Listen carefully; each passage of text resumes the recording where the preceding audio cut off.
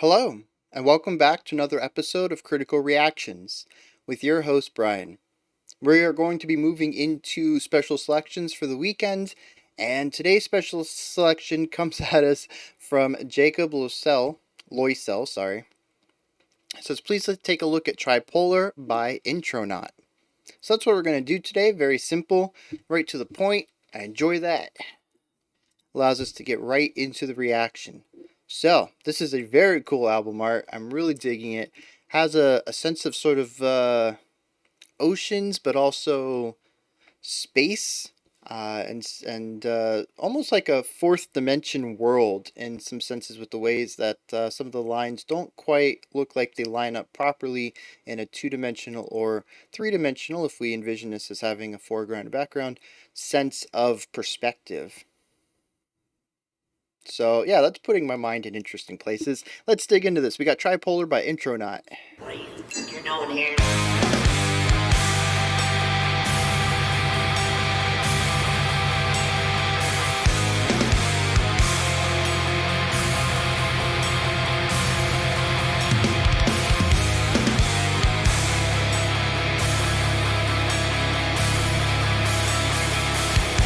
So, yeah, interesting. We got a 15-beat melody line.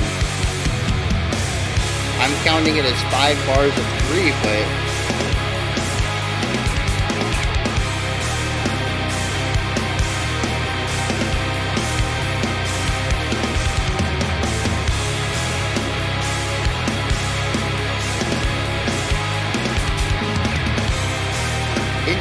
it's kind of all over the place. They're moving around so much. I counted 16 once, and then I only got 11 the next time. Creature lies in wait just below the surface. Ooh, I'm loving that harmony. And this atmosphere is just like trudging through mud.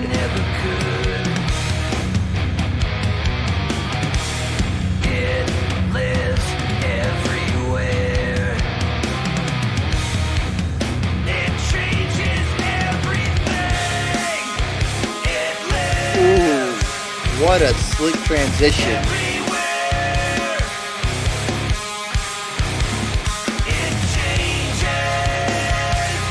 Oh, and I like that filling out of the sound. We were having that high guitar only on the left side, but now it's in both.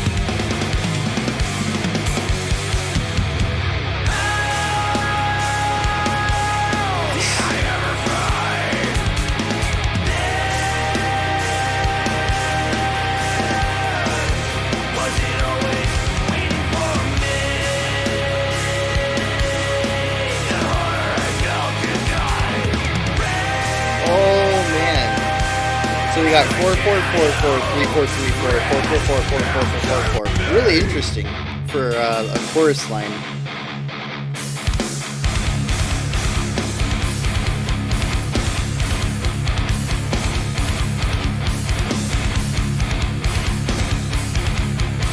Alright, all rhythm, all texture right here.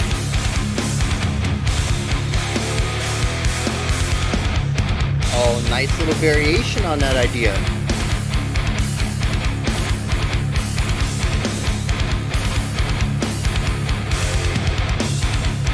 Oh man, keeping me on my toes here.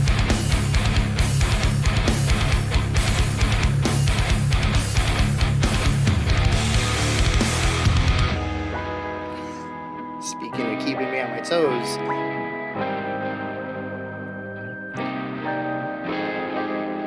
very cool guitar tone there. And I love that like teardrop up.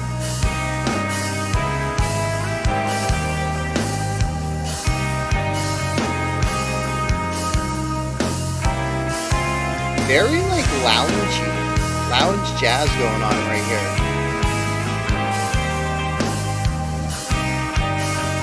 And they have played around a lot with polymeter. You can hear it right here with the cymbal that was going on in the back there. I think there's the crash.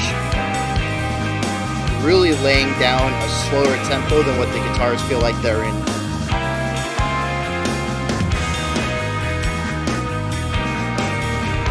Loving the bass work right here. Got a nice run going down there.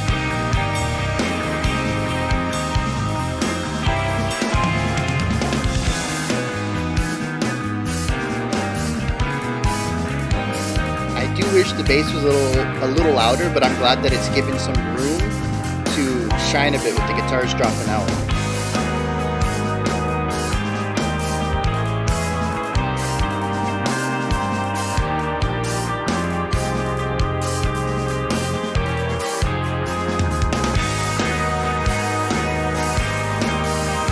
See right here, you can hear that cymbal?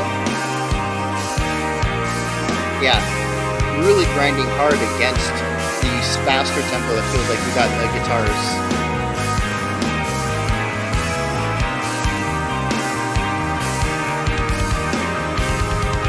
Really cool layering going on here with all these ideas.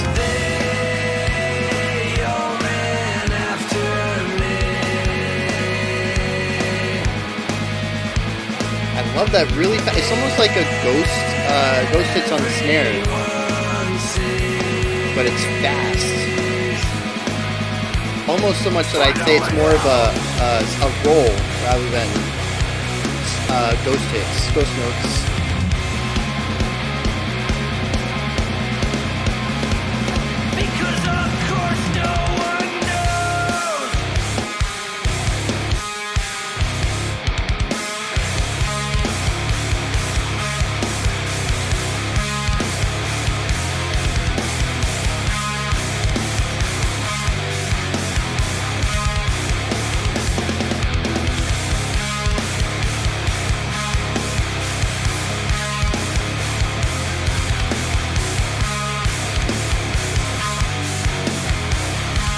Yeah, I'm loving those higher notes on every 2 and 4.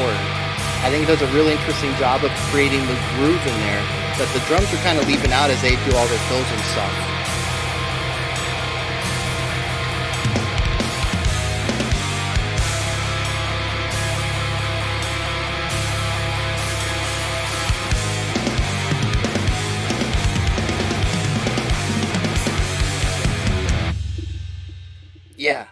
Yeah.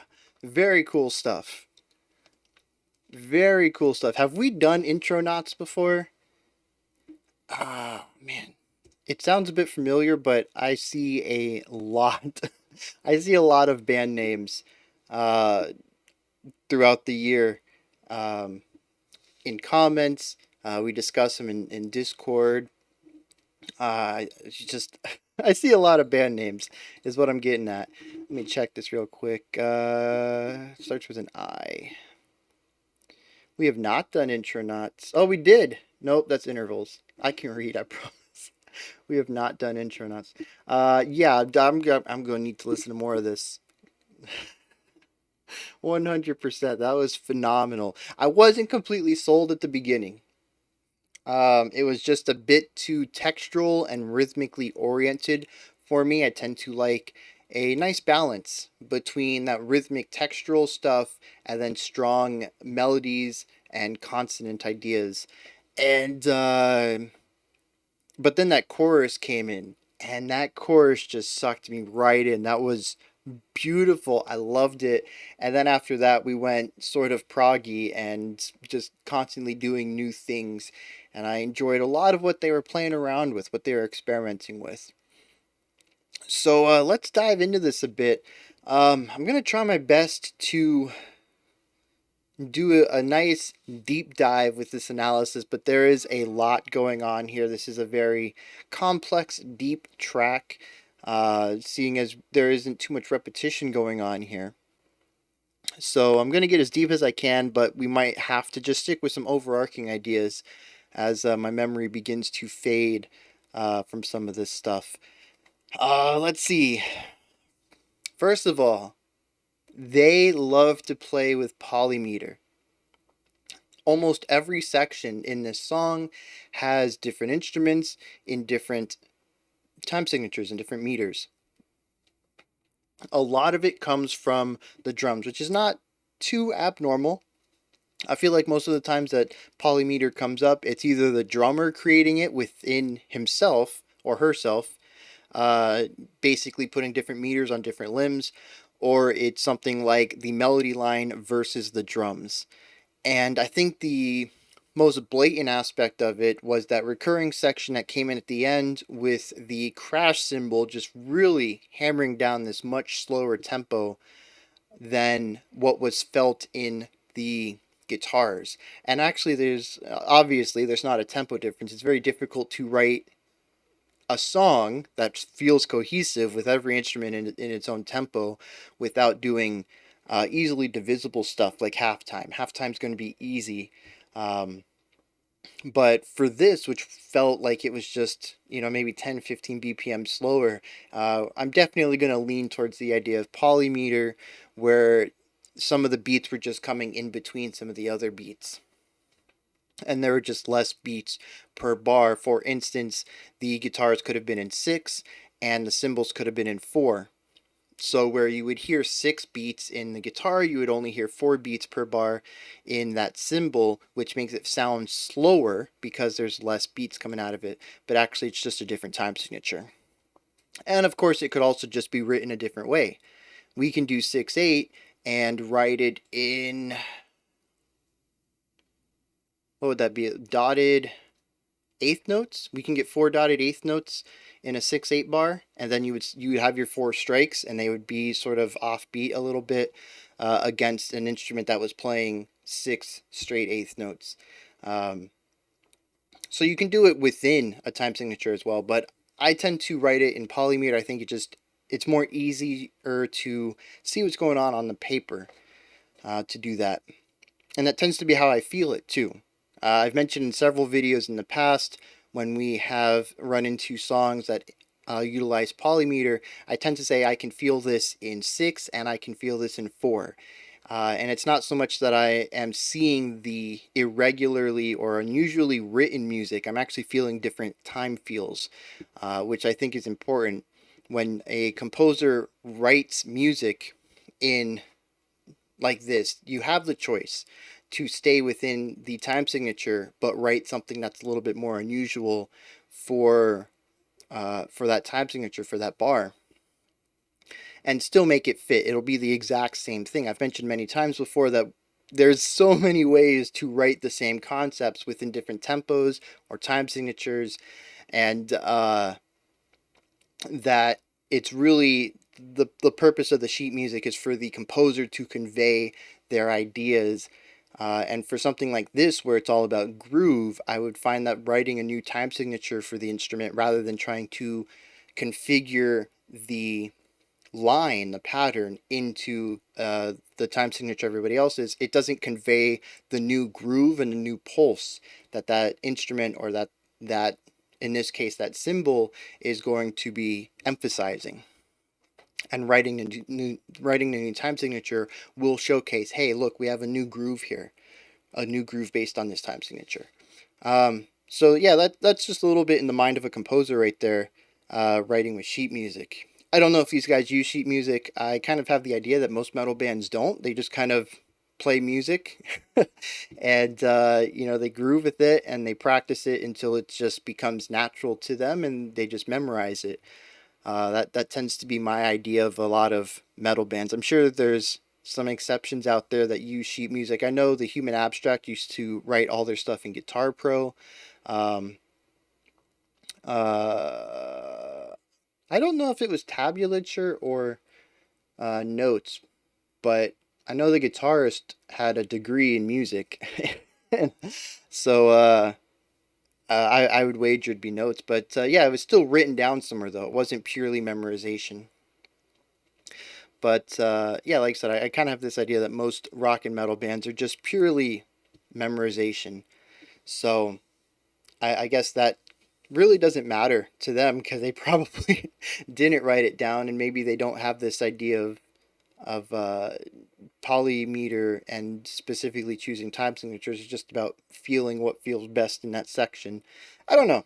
That's why I like to talk to people about this kind of stuff and kind of like I really enjoy when these bands come into the comments and give their perspective and kind of give some context to some of the decisions and stuff because I find that very intriguing as somebody who tends to write all the music and is not that great of a performer. of a musician. I can play instruments, but I am not, a virtuoso at any of them. My craft is definitely writing the music for others to play. And it's really interesting to kind of get in the mind of a composer who's going to play their own thing, where they don't necessarily need to jot down every single intricacy because they're going to be the ones playing it. They don't need all the notes. The notes are already in their head. So it's really cool to get that perspective as well. I think I've rambled on for this topic a little bit long, so let's move on. This song is very heavy in groove, textural, rhythmic groove. There are some melody lines I really enjoy. Actually, the one closer to the end, they do a lot of harmony work too.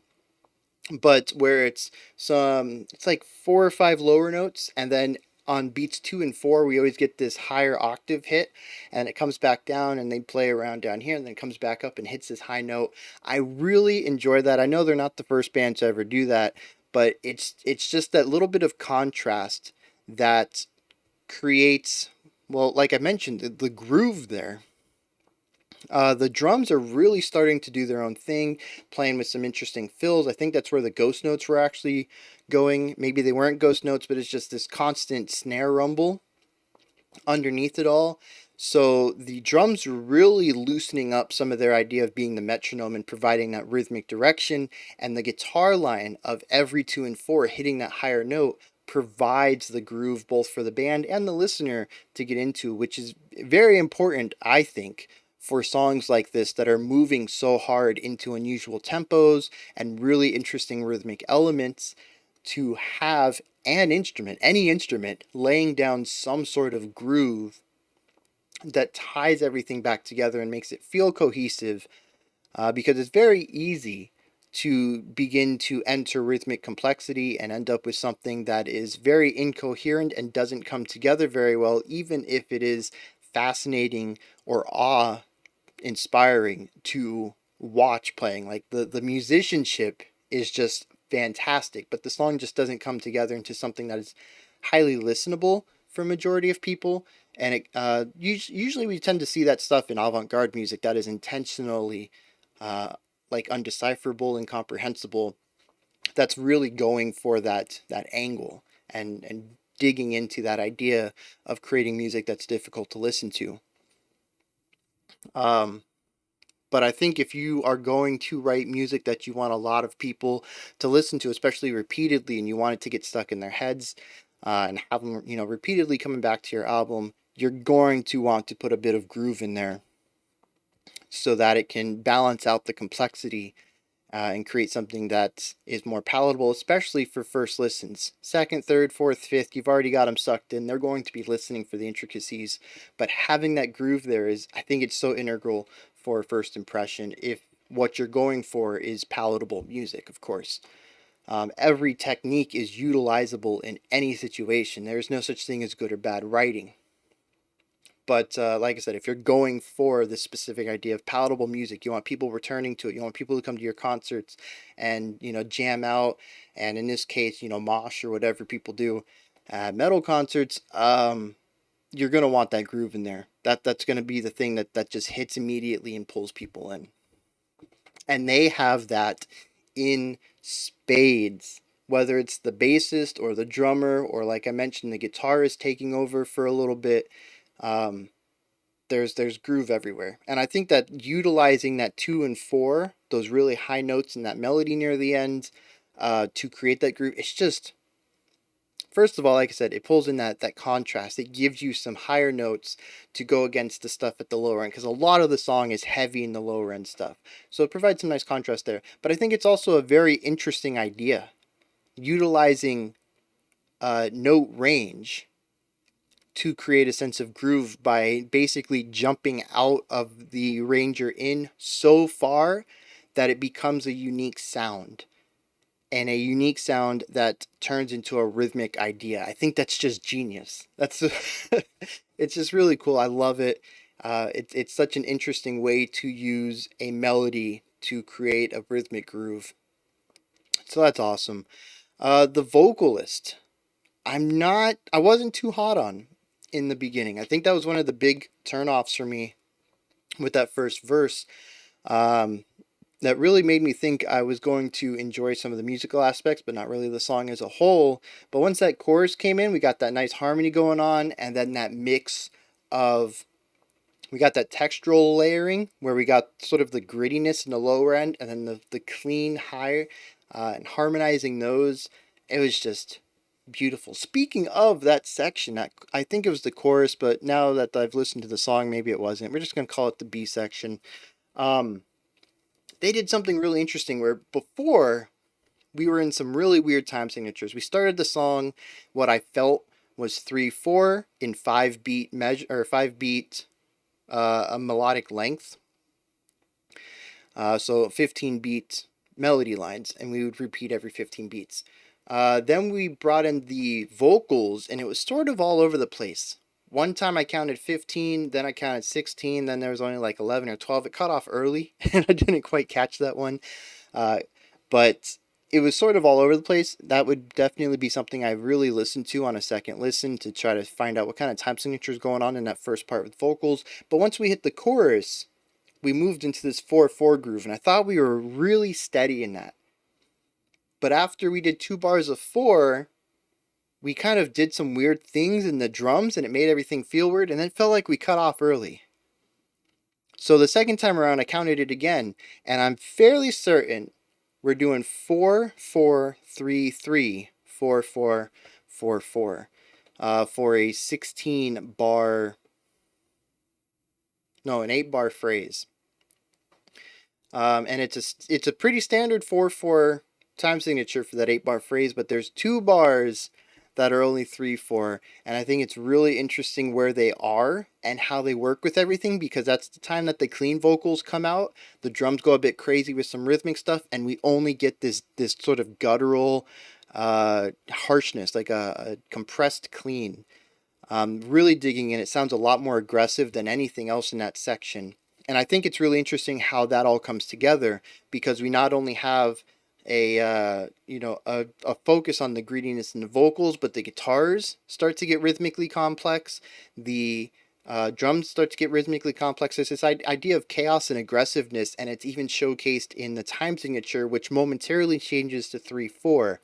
That I think helps emphasize sort of the whirlwind of aggression that's going on here, where before it's a nice mix, sort of controlling or keeping the two sides at bay. And for that one moment, it feels like this aggressive side kind of takes over. And I like how that seeps into the time signature as well. You can tell that time is very important to this band. A lot of this song is predicated on temporal and rhythmic intricacies and complexity. And I don't know if it's that way with all their music, but I really enjoy it here because it never really seems to get to a point where it becomes obscene, in a sense, where it almost becomes like changing for change's sake. Where we've seen some bands that just change the time signature up all the time, or put in some wacky rhythmic element and enter sort of like a free time, or make it difficult to find the time signature, and it never really seems to amplify the song or fit well. It's just we're in a new time signature, or the time signature feels weird. Where's one? And it doesn't really seem to flow. But this band has a fantastic job, at least with this song, of creating excellent flow between all of these ideas. Speaking of that, the transition from the first vocal section into the second vocal section with the harmonized vocals in it, that I was just talking about, that has that 3/4 section tossed in there. It that transition was slick, and part of it is because the guitars are still really doing a lot of lower end stuff. We're really only introducing a higher note every once in a while to sort of put a sting in, or a stinger into certain sections of the melody line. But the way that they just kind of slid down in, I think they dropped like a half or a third or something like that, and just slid into it and kept going. It was just so clean, and yeah, I just love that. It's not a drastic shift between the two ideas, so the transition is obviously easier to do, but it just worked so well. All right. I think that's going to be it. There's probably a few more things that I could talk about, but my memory of the song slowly fading. I mostly got overarching ideas, and I'm probably, if I went with it, just start cycling stuff. Time and the vocal work and the rhythmic ideas. The bass, though, I gotta talk about the bass real quick. This song needs a remaster, a remix, however you want to say it. Um, that bass needs bumped up. There is some really cool things going on in that bass, and it is so difficult to hear most of the time. I don't know if this is exactly what they had in mind when they created it. Maybe they don't like having that much bass, especially since the guitars are already very bass heavy in their melody lines are already playing at the lower end of their instruments.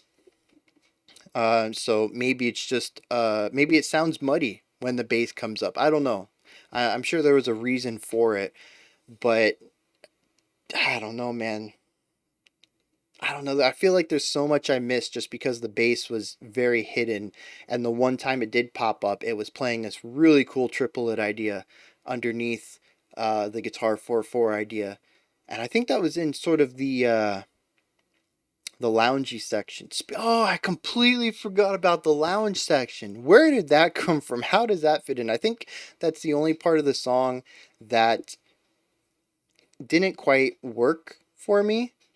It doesn't seem to add anything to the track, especially when everything else about it is this heavy atmospheric stuff, really going for this aggressiveness of the style, and I like it the same way that I like this.